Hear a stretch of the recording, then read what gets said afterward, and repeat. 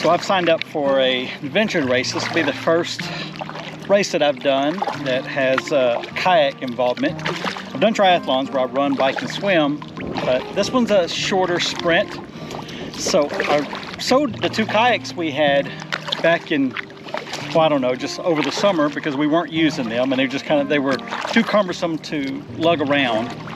And so I needed to go pick up another one, and I did a little bit of research and ended up buying a Perception Illusion 14 foot.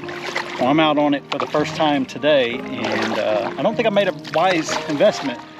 I don't know if you can tell from some of the footage, but when you try to get any power, when you kind of really dig into the water, it wants to topple over, so it's not very stable.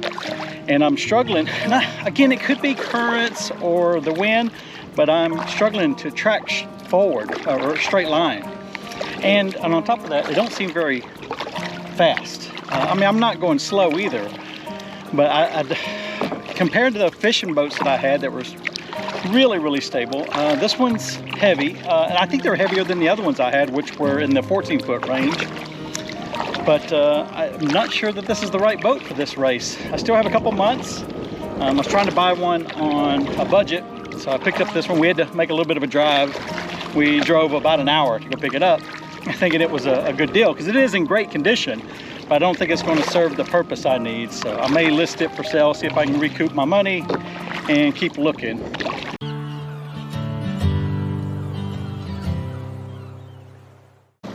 I was out on the Padre Island canals for the first time with this new kayak. Even though the GoPro has software to stabilize the video, you can still notice that the kayak tends to row even with the smallest amount of lateral movement. It's hard to gauge the wind by the waves in the canals, but the Garmin app showed a sustained 17 miles per hour. The paddle portion of the adventure race is on a small man-made lake and should be easy since the distance is only a couple miles. I have the grit to run longer distances, but I'm sure I'll lose some ground on the short 3 to 5 mile run because I've never been fast. Hopefully I'll have a decent cycle and paddle to make up any ground I lose on the run. Jim and I have been scrubbing the internet for a sea kayak, and I found a few, but they've all been located out of town. If all goes as planned, tomorrow I'm driving to Wimberley to pick up a 17-foot Aquaterra Sea Lion kayak. It's not the perfect boat, mostly because it's heavy polyethylene, but it does fit my budget and is a hell of a lot better than what I have.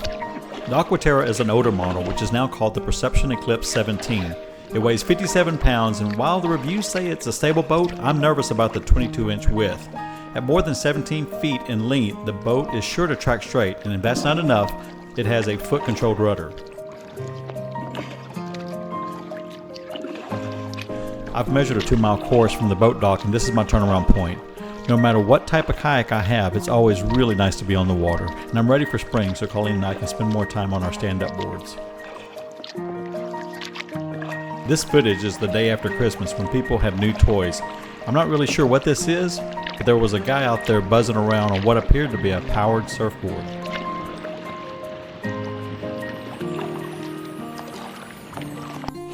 Looking at the American flag on the right side of your screen, you can see the amount of wind that was blowing for this first paddle. This is the second day on the canal with almost no wind. I was hoping the speed from the last ride was a result of the wind and current, but unfortunately, I wasn't much faster on the exact same course.